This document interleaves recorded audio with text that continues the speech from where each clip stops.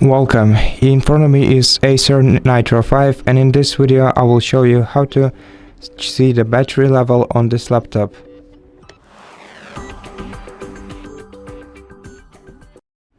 So in order to check the battery level on your laptop, you have to click these three icons on your status bar, and here you'll be able to see the current battery level of your laptop.